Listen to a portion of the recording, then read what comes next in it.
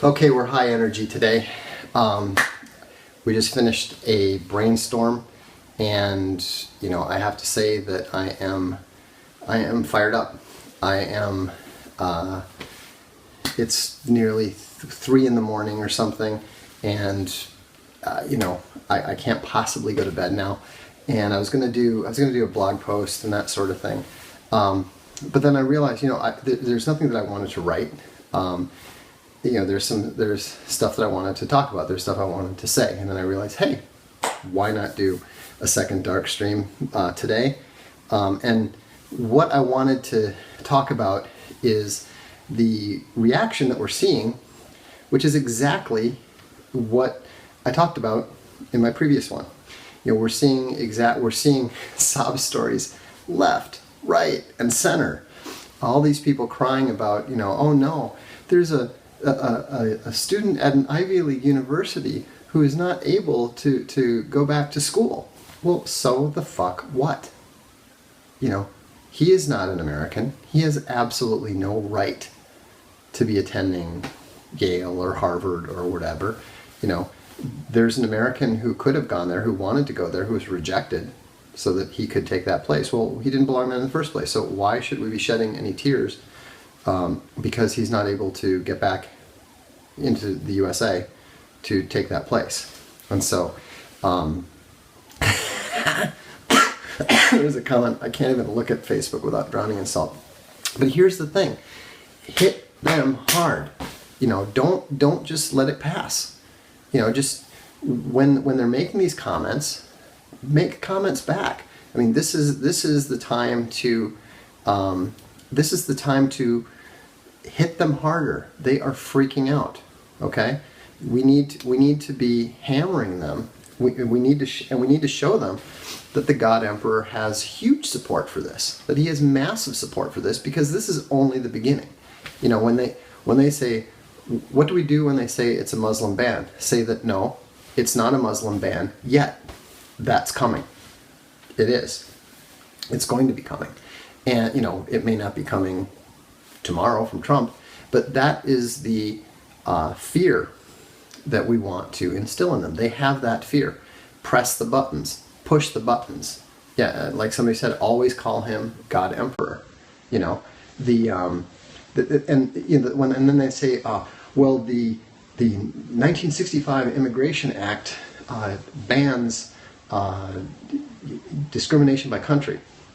Throw out at them that the 1965 Immigration Act promised, guaranteed, that America's demographics would not change. They have changed, and we're going to go back to the pre-1965 demographics, and this is just the start. We have to completely change the demographics of the United States so that we can get America back. We cannot make America great again until we make America America again. These are not Americans. None of these people are Americans. And so I am fired up. I mean, it's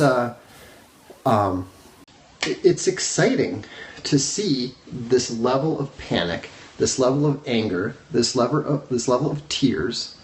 It is fantastic, absolutely fantastic to see that. And so, we want to see that, because that means that the God Emperor is being effective. That means that the administration is being effective.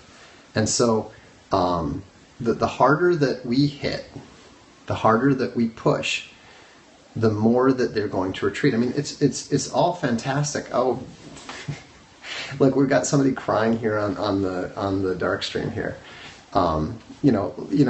It's really offensive to me that you would be. I mean, do you really think you're going to make an American Indian feel bad and upset about the idea that we should just be okay? So you're okay with people having stolen my people's land? You're okay with that?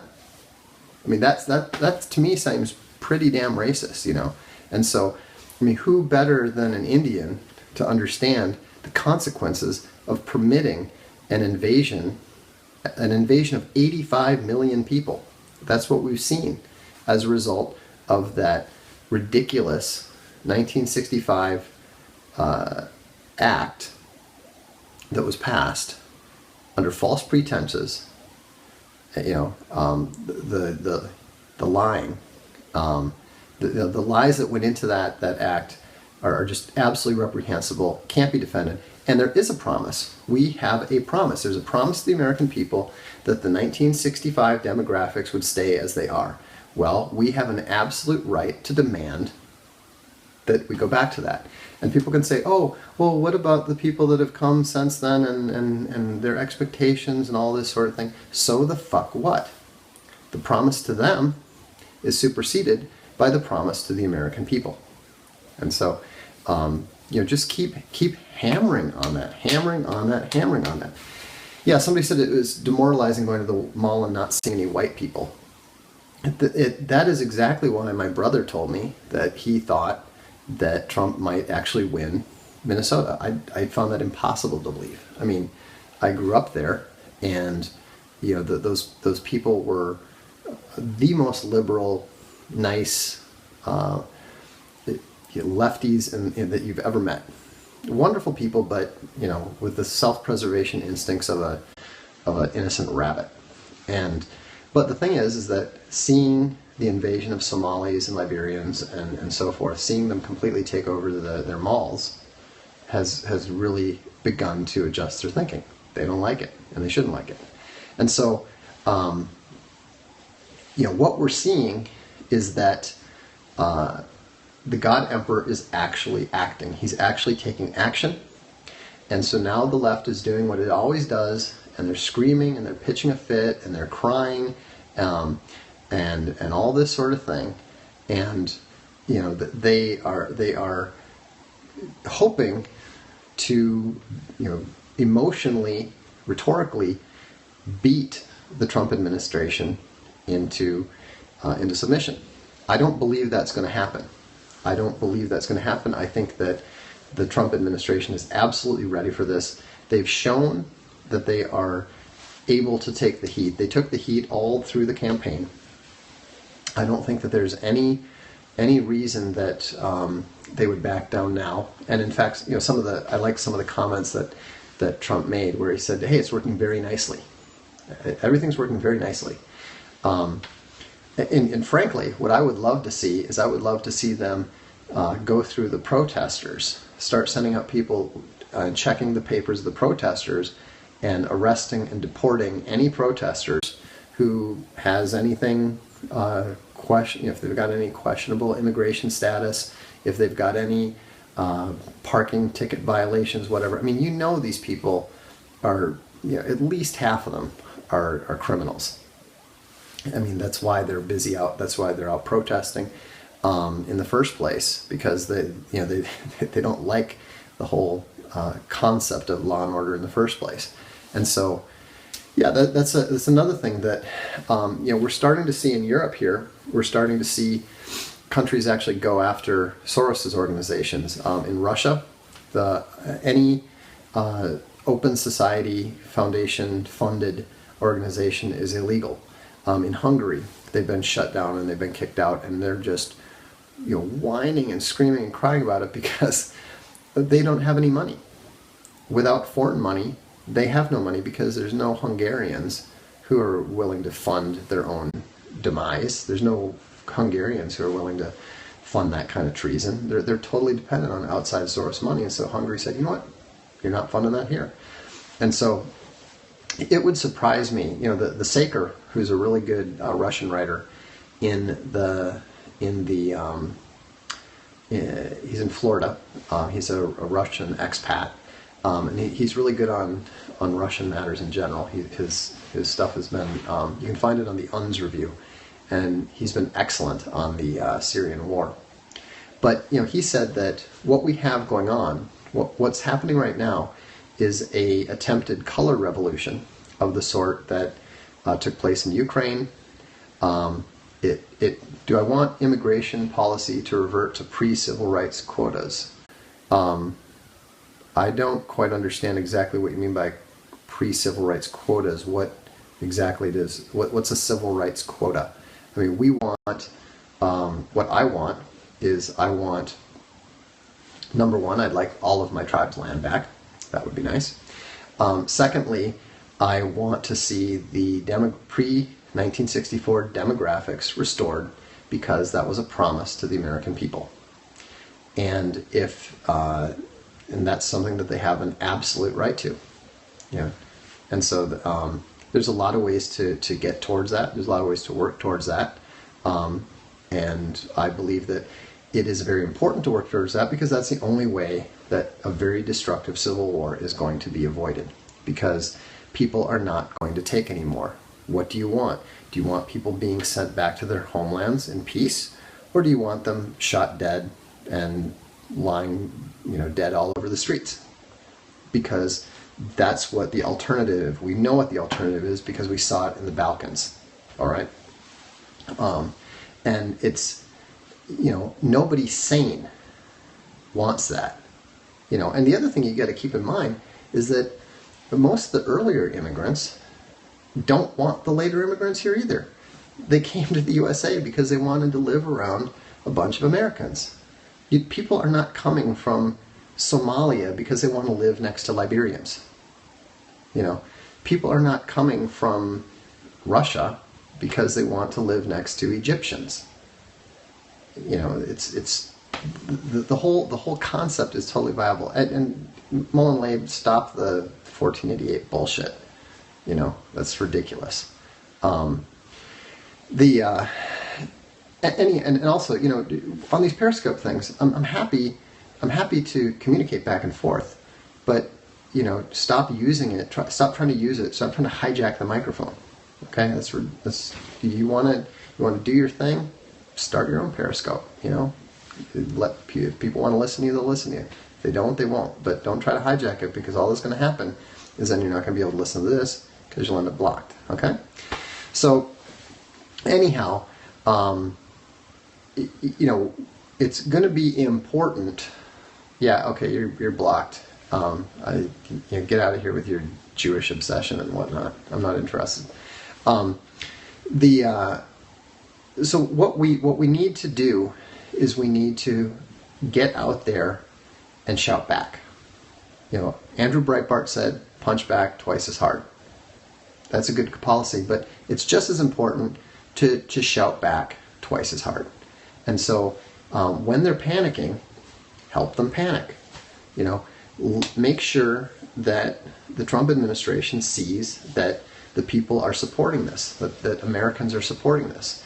And I'm convinced, no matter how sure you are of your own position, no matter how confident you are, it always helps to see support. Like with the the little hearts things. I mean, I'm not on Facebook. I'm not a likes whore, and that sort of thing. But it's still good to see that people are appreciating what you're doing and supporting what you're doing, because that helps you understand. Okay, somebody's listening. I'm not just talking to myself. So by the way, since I know a lot of you, especially the Dread Ilk, have not been on Periscope before, the way that you do a like, if I understand correctly, is you just tap on the screen. I think I watched 3 or 4 Cernovich and Scott Adams Periscopes before I figured out how to do it. I was like going into settings and all this stuff, and this thing, it gotta be easier than this. So I finally looked it up, and there you go. Just tap. But yeah, this is exciting, and I hope that you're feeling it. What we need to do is to learn how to feed off the fear and panic of our enemies. And it's more than not being afraid. It's more than speaking the truth. It's about making things happen. It's about making things happen and supporting the God Emperor in what he's doing to make America great again. How many people are on here now? 151 apparently. So, yeah, and I mean, it is amazing. It's infectious. I mean, I mean, I literally can't tell you how infectious it is. We just got done with a brainstorm, which is sort of my closest inner circle. They're the reason Infogalactic exists. They're the reason Castalia exists. We kick around ideas, much crazier ideas than anything I put out on the blog, and the stuff that we were talking about tonight is stuff that if you had told me we were going to be discussing it 6 months ago, I would have told you that you're insane, because it's not the sort of thing that I would have thought was possible. But the guy who was presenting the ideas and stuff was saying, "Hey, I'm inspired by what Donald Trump is doing. I'm inspired by what I'm seeing happen in America, and all over Europe, nationalists are going, you know what? We don't have to sit back and take this. We can do something about it. We can act. We can move." So brainstorms are just a live thing for the most part. We do public ones and we do closed ones, and so there'll be a open one pretty soon. Just stop by the blog and you'll see it, or I'll probably mention it before the next open one. I'll mention it here. Not usually, because it's not usually the kind of stuff that we want to share with the world. We didn't want people knowing about Infogalactic before we launched it. So, anyhow, that's really all I had to say. Is that get out there, get active on social media, get active on Twitter, Facebook, Gab, and shout back. Increase that panic.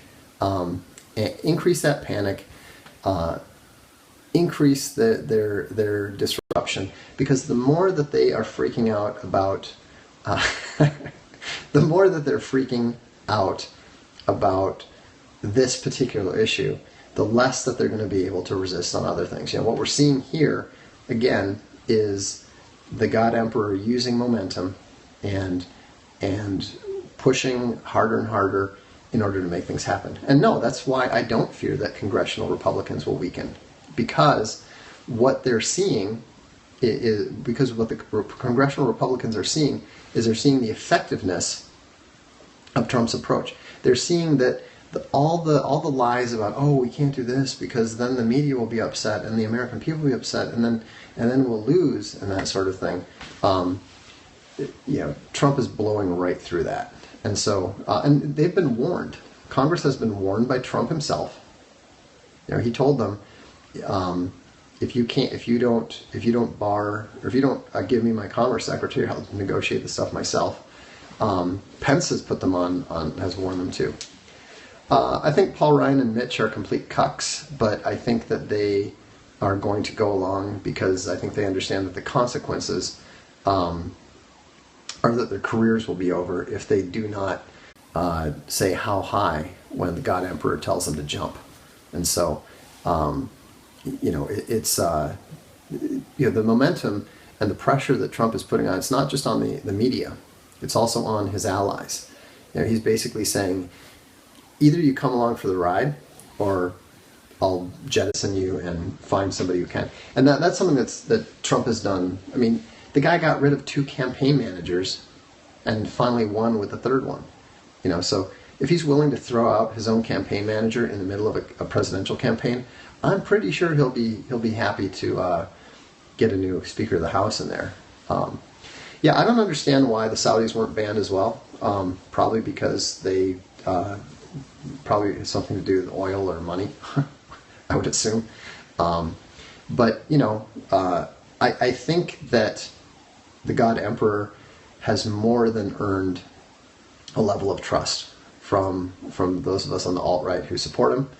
And I think that we don't know exactly what's going on.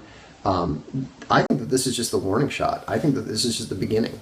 I think that what he's doing is he's making it clear that he's willing to act and he's willing to do things. Somebody said Saudis are not banned yet. Exactly. What we're seeing is that he has proven that he's willing to act.